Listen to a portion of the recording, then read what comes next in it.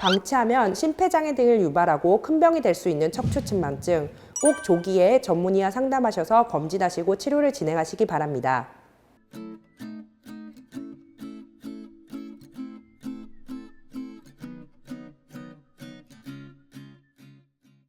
안녕하십니까. 저는 서울현병원의 소아정형외과 전문의 신한솔입니다. 이제 척추는 사실은 이제 우리 몸의 기둥이 되는 뼈인데, 이 뼈들이 차곡차곡 벽돌이 쌓듯이 잘 쌓여 있어야 되는데, 이 뼈가 결국 회전을 하면서 휘어져 있는 병을 저희가 척추측만증이라고 하게 됩니다. 이 소화기 척추측만증의 특징으로는, 척추측만증은 여자아이들에게 좀 더 흔하게 발견되고 남자와 여자의 성비가 9대1 정도라고 밝혀져 있습니다. 두 번째로, 이 소화기에 나타나는 척추측만증의 경우 아이들이 성장하면서 이 각도가 점점점 증가하는 양상을 띠게 됩니다. 이러한 병인을 이해하고 이에 맞춰서 치료가 진행되는 것이 중요합니다. 소화기 척추측만증의 경우 자각 증상이 없는 경우가 대부분입니다. 그래서 보통은 학교에서 하는 건강검진에서 아이들이 발견돼서도 많이 오게 되고요. 집에서 발견하실 수 있는 자각 증상으로는 어깨의 높이가 다르다거나 등에서 일부분이 튀어나와 있다라는 증상으로 많이 병원에 오시게 됩니다. 일단 척추측만증을 검진하는 방법으로는 저희가 아담스 밴딩 테스트라는 검사가 있는데요.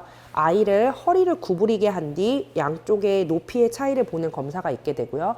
검사를 하고 난 뒤에는 허리 전장을 보게 되는 엑스레이 사진을 촬영하게 됩니다. 엑스레이와 간단한 신체 검진으로 척추측만증의 유무를 진단할 수 있습니다. 성인의 척추측만증의 경우 증상이 심하시지 않으며 두셔도 상관없지만, 소아 척추측만증의 가장 큰 문제는 성인 기준으로 척추측만각이 40도가 넘어갈 것이 의심되는 경우에는 수술에 대해서도 고려를 하게 됩니다. 교과서적으로 보조기를 사실 제대로 착용하지 않는 경우가 많아서 이런 얘기가 나오는 것으로 생각이 됩니다.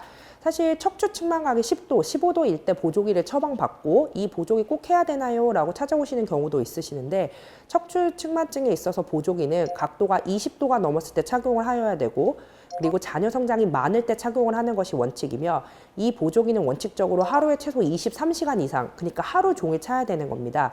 그러니까 보조기를 맞춰놓고서 하루에 3-4시간만 차도 돼요 라고 해서 착용하게 되는 보조기는 사실 의학적인 효과도 없고 근거가 없기 때문에 이런 식으로 잘못된 보조기 착용을 하는 경우가 많아서 이런 이야기가 있는 것 같습니다.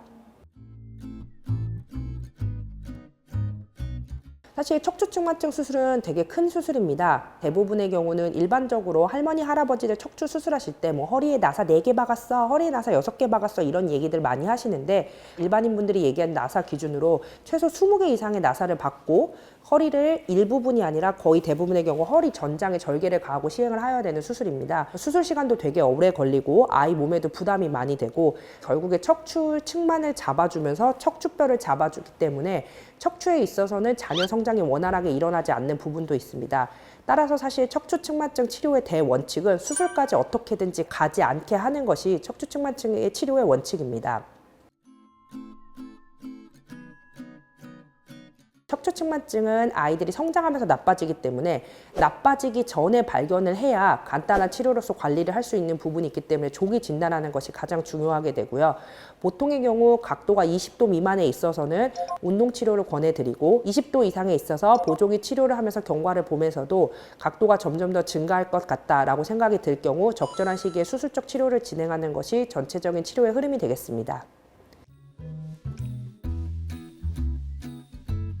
척추측만증의 경우 방치하게 되면 척추측만증이 점점 진행하게 되면서 결국 척추를 감싸고 있는 폐에 있어서 문제가 함께 발생하게 되고 성장장애도 발생하게 됩니다.